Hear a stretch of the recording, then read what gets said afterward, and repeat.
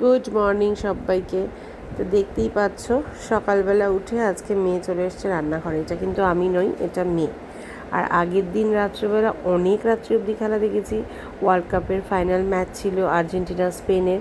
আর আমি রায়ান আর মাম খুব মজা পেয়েছি, কারণ স্পেন জিতে গেছে। আমরা স্পেনের সাপোর্টার ছিলাম, অ্যাকচুয়ালি ব্রাজিলের সাপোর্টার ছিলাম, বাট ব্রাজিল চলে যাওয়ার পর স্পেনই বলতে পারো। আমি তো ফ্রান্সকেও সাপোর্ট করি না, স্পেনই বলতে পারো। স্পেনের সাপোর্টার ছিলাম। তো যাই হোক, এখন মেয়ে কারণ চা করছে, কারণ আজকে ব্রেকফাস্টে কিছু ছিল না। আর যেহেতু আজকে ছিল মানডে, ওর বাবা সকালবেলা বেরিয়ে গেছিলো, ওর বাবার আগের দিন শরীরটা ঠিক ছিল না, তাই আর সেরকম কিছু খেয়ে যায়নি, জলমুড়ি খেয়ে গেছিলো। আর কিছু নিয়েও যায়নি, কারণ রান্নাবান্নাও ছিল না। দিদির শরীরটা খুব খারাপ করেছিল, দিদির খুব জ্বর এসেছিলো, তাই দিদি আসতে পারেনি। তো ওই জন্য ভাবলাম যে ঠিক আছে, আজকে একটু ডিমের অমলেট ভাত খেয়ে নেবো দুপুরবেলাটা। আর এই বেলাটা, সকালবেলাটা একটু দুধ চা আর পাউরুটি খাই। ভীষণ আনহেলদি, বাট খেতে ইচ্ছা করছিল। তো এই খেতে ইচ্ছে করার থেকেই দুধ চা বসিয়ে দিয়েছিল মাম। আর আমি প্রচণ্ড অস্থির করছিলাম, কারণ রায়ানকে বলেছিলাম, রায়ান সামনের যে চায়ের দোকানটা আছে ওখান থেকে তুই কোয়াটার পাউরুটি নিয়ে আয়, স্লাইস না, কোয়াটার। আমার কোয়াটার দিয়ে চা খেতে ইচ্ছে করছিল।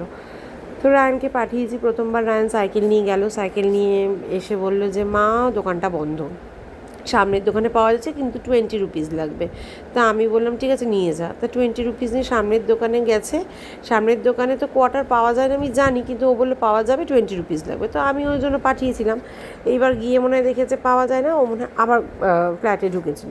এবার ফ্ল্যাটে ঢোকার পর ও যে আবার ফ্ল্যাটে ঢুকেছে, আমাদের যে নিচে কেয়ারটেকার দাদা আছে, কেয়ারটেকার দাদা যে বলেছে ওকে তুই বাদিকটায় গেলে পাবি, এত কিছু আমি জানি না। আমি দেখছি অনেকক্ষণ হয়ে গেছে সামনের দোকানে, রায়ান কেন এখনও আসছে না। তা আমি যথারীতি একটু উদ্বিগ্ন হয়েই কেয়ারটেকার দাদাকে ফোন করেছি। আমি বললাম এরকম রায়ান এখনও আসছে না কেন বলুন তো, রায়ান এসছে মানে সাইকেল নিয়ে গেছে বা এসছিলো কি মাঝখানে? আর বলছে হ্যাঁ একবার এসছিলো, ও পায়নি কোয়াটার রুটি, তাইও করতে গেছে। আমি বলছি বাদিকটায় যেতে, বাদিকটায় গেছে। ও বাবা, দেখি 15 মিনিট হয়ে যায়, রায়ান তাও আসছে না। আমার তো অস্থির। তারপরে হন্তদন্ত হয়ে নিচে গেছি, এই করছি ও করছি, আসছে না। কেয়ারটেকার দাদা বলছে আপনি একটু গিয়ে দেখবেন দাদা যে কোন দিকটায় গেল, কেন আসছে না। উনিও একটু টেনশনেই পড়ে গেছে, এতক্ষণ, সত্যি তো এতক্ষণ হয়ে গেছে, আসছে না কেন। তারপর দেখি উনিও আসছে না। তারপর তো টেনশনে মামকে ডেকে পাঠিয়েছি। তারপরে মাম গেছে নিচে ড্রেসপত্র করে, তারপর দেখি রায়ান আসছে। যে কী ব্যাপার? বলছে না আমি তো কোথাও পাইনি কোয়াটারটা, তুমি বলেছো কোয়াটার ছাড়া খাবে না কিছু রুটি, তো কোয়াটার যদি আমি না আনি তাহলে তুমি কি দিয়ে খাবে? তুমি আর দিদিভাই তো তাহলে না খেয়ে থাকবে, তাই গেছি। এই হচ্ছে ব্যাপার।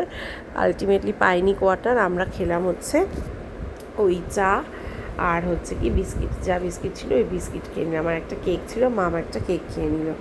যাই হোক, সব কিছু হয়ে গেছিলো। সব কিছু মানে কিছুই ছিল না, ওই টুকটাক যা বাসনপত্র পড়েছিল ওই বাসনপত্রগুলো মেজে ধুয়ে রেখে তারপরে সব গুছিয়ে রাখার পর আবার কিছু যা পড়েছিল ওইগুলো সব গুছিয়ে টুচিয়ে রাখছিলাম আমি আর কি। দিদি যেহেতু আসেনি, আর ভাতটা করেছিলাম, আর কিছু করিনি। আর ওই দেখলে পুচকু এসেছিলো, স্বর্ণা এসেছিলো, ওই পুচকু স্বর্ণার সাথে গল্প করতে করতেই মোটামুটি আজকে দিন কাভার হয়ে গেছে। আর এমনি রাত্রেবেলা ঘুম হয়নি, রাত্রেবেলা যেহেতু অনেক বেলা করে আর কি রাত্রি করে ঘুমিয়েছি, তো ওই জন্য একটা ঝিমুনি ভাব ছিল। আর রায়ান তো স্কুলে যেতে পারিনি, প্রশ্নই নেই। গেলেও স্কুলেও পানিশমেন্ট হতো আর কি, পানিশমেন্ট পেত, কারণ ঘুমোতো। তা ওই জন্য ও স্কুলে যায়নি, ও বলেই রেখেছিল যে স্কুলে যাবে না। তো যাই হোক, মাঝখানে আমাদের স্নান ধান সব হয়ে গেছিলো। স্নান করে টোরে ডিমের অমলেট করে রায়ানের দিদিকে আর আমি নিজে ভাত নিয়ে বসে পড়েছি। মাম অ্যাকচুয়ালি দেরি করে স্নান করে বেরিয়েছে, শ্যাম্পু ট্যাম্পু করে, ওই জন্য মামেরটা বেড়ে আমি নিয়ে বসে পড়েছি, মামেরটা নিয়ে বসেছে। তা ওইদিকে দাঁড়িয়ে আমরা খাচ্ছিলাম। আর ওইদিকে মেঘ করে এসেছিলো, খুব মেঘ করে এসেছিলো, আর ঘুমও পাচ্ছিলো, একদম ভালো লাগছিলো না, ম্যাজ করছিলো। ওই যে বলে না, একটা রাত্রি ঘুম না হলে তার খেসারত দিতে হয়। আর এমনি আমার শরীরটা ঠিক জুতের ছিল না। আর মামের ওইদিকে পুজো টুজো দেওয়ারও ব্যাপার ছিল, কারণ যেহেতু আজকে সেরকমভাবে কোনো বিশাল কিছু আয়োজন ছিল না ভোগের। তো ওই যাই হোক, ওর বাবা অবশ্য দিয়ে গেছিলো সকালবেলা, আজকে মাম দেয়নি, মাম সন্ধেটা দেবে। আর সন্ধে হওয়ার পর চলে এসেছিলো আমাদের ঘরে এই যে দেখো কে, সন্ধেও না, এটা বিকেল বিকেল, তখন বৃষ্টি বৃষ্টি করছিলো, রেডি টেডি হয়ে স্বর্ণার মেয়ে চলে এসেছিলো, কারণ স্বর্ণার কাকুর বাড়িতে পুজো হয়, স্বর্ণা সেখানে যাচ্ছিলো, সেখানে অনেক টোগ্রাম ছিল আর কি সেদিন। তো ওই জন্য স্বর্ণার মেয়ে রেডি হয়ে নেমে এসেছে। স্বর্ণার শাড়িটা একটু পিন আপ করতে এসেছিলো আমার কাছে, আর ওর টোটো বুক করা হচ্ছিলো, তো আসছিলো না, ওই জন্য ওয়েট করছিলো, ওই জন্য ওদেরকেও একটু দেখিয়ে দিলাম।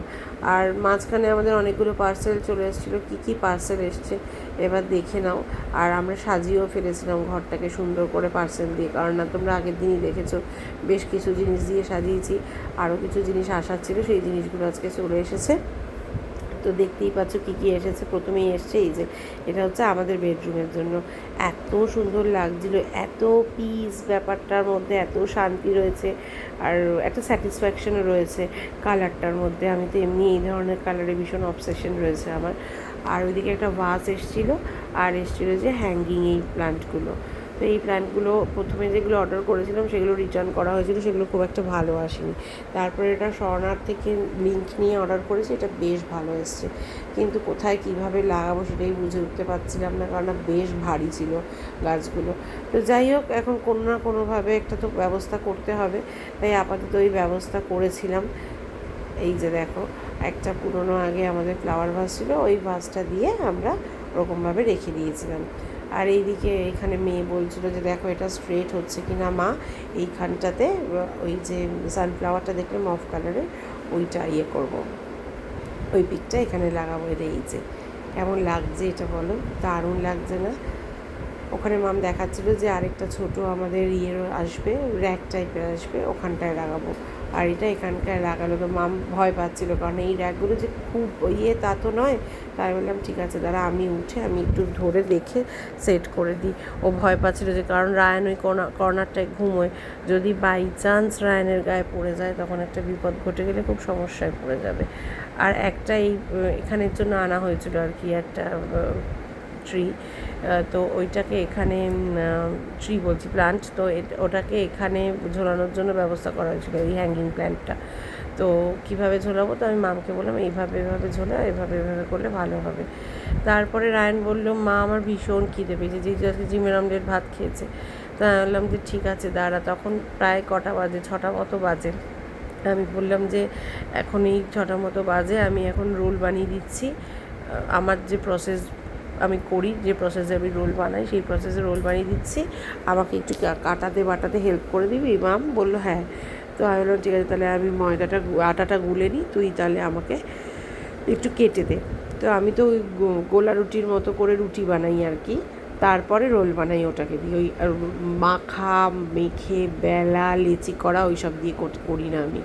তো ওইদিকে মাম শশাটা ছিল না, পেঁয়াজ টিয়াজ যা যা লাগা সব করেছিল, আর আমি ওদিকে একটু আলু দিয়ে, মাশরুম দিয়ে, রসুন দিয়ে একটা বেশ পুর তৈরি করেছিলাম। সেই আলু সেদ্ধ দিয়ে রোল বানিয়ে দেয় না অনেক জায়গায়, এগ রোল, সেরকম টাইপের মাশরুম দিয়ে করেছিলাম। কিন্তু বিশ্বাস করো খেতে এত স্বাদ হয়েছিল বলবার মতো নয়। কিন্তু সমস্ত কিছু কমপ্লিট করতে করতে যদিও অনেকটা সময় হয়ে গেছিলো, প্রায় ধরো 7টা 7:30 নাগাদ আমরা গিয়ে করেছিলাম, মানে খেতে পেরেছিলাম। সময় লাগে না, হঠাৎ করে বলেছিল, কিছু তো গোছানো ছিল না, আর খুব ভালো খেয়েছিলাম, এত ভালো খেয়েছিলাম। এটা একটু বললাম একটু টাইম টেকিং, কারণ না আমাদের যে এই যে রুটিটা হতেই সময় লাগে, প্রথম রুটিটা তো উঠতেই চায় না, আর প্রথম রুটিটা উঠে গেলে পরপর রুটিগুলো পরপর ঠিক উঠে যায়, প্রথম রুটিটা তোলাটা একটু কষ্টের। তো যাই হোক, এই নিয়ে আমি মাম আর রায়ান মিলে আমরা প্রায় সবাই একটা করে খেয়েছি। তারপর একটা বড় রুটি বানিয়েছিলাম, আর ওই একটা ডিম দিয়ে বেশি করে পুর দিয়ে ওই লাস্ট রুটিটা বানিয়েছিলাম, ওইটা হাফ খেয়ে নিয়েছিলাম আমি, রায়ান আর মাম। তো সমস্ত কিছু খাওয়া দাওয়ার পর আমরা গ্রিন টি খেয়েছিলাম আমি আর মাম। খাওয়া দাওয়ার পর দেখছি পেটে আর জায়গা নেই, রাত্রেবেলা অসম্ভব ভাত খাওয়া, আর সত্যি কথা বলতে ভাতে সেরকমভাবে কিছু ছিল না। আর শ্রাবণ মাসের প্রথম সোমবার বলে ওর বাবা বলেই রেখেছিল ওর বাবা নিরামিষ খাবে। তো আগের দিনের ভোগের ডাল তরকারি, একটু ছানার তরকারি, ওগুলো বেঁচেছিল, ওগুলো দিয়ে ওর বাবার ওই দিনটা ডিনার ডান, মানে হয়ে গেছিলো আর কি। তো আমরা ওই রোল খেলাম, আর এত ভালো খেয়েছিলাম রোলটাকে একদম মন পুরো ভরে গেছিলো। এটা খাবো, ওটা খাবো, এটা অর্ডার করবো, ওটা অর্ডার করবো, এইসব ভাবতে বাড়িতে রোলই বানিয়ে নিয়েছিলাম। তারপরে আর কি করব, তারপরে রোল খাওয়ার পর কিছু করিনি সেরকমভাবে, একটু মামি বসে বসে টিভি দেখলাম। আর রায়ন পড়তে চলে গেল। রায়নের পড়া হয়ে যাওয়ার পর বললো, না মা পেটটা ভর্তিই আছে, আর কিছু খাওয়া যাবে না। আমি ঠিক আছে তাহলে খাস না। মাঝখানে ফ্লাওয়ার ভাস পরে ভেঙে গেছিলো, ওই ফ্লাওয়ার ভাসটাকে চেঞ্জ করে আবার ফ্লাওয়ারগুলো এদিক থেকে ওদিক থেকে সরিয়ে ঠরিয়ে সমস্ত কিছু রাখলাম। তারপরে আমরা ঘুমোতে চলে গেলাম। আর ওর বাবার মতো এসে খেয়ে নিয়েছিল, তো বললামই ওর বাবার ডিনারে কী ছিল। তো চলো আজকে একটা ইয়াম্মি ডিনার দিয়ে আজকের দিনটাকে শেষ করেছিলাম। ওই যে গ্রিন টিও নিয়ে বসে পড়েছিলাম। আর তোমরাও বাড়িতে এভাবে কিন্তু গোলা রুটির মতো করে একদম পাতলা করে ব্যাটার করে গোলা রুটি যেরকমভাবে ভাজে ওরকমভাবে ভেজে নিয়ে তারপর যেভাবে এগরোল বানায় ওভাবে একবার বাড়িতে ট্রাই করে দেখতে পারো। খুব ইজি প্রসেসড, একদম মাখা, লিচি কাটা, বেলা এসবের ঝামেলা ছাড়া এগরোল দারুণ খেয়েছিলাম। আজকের মতো টাটা।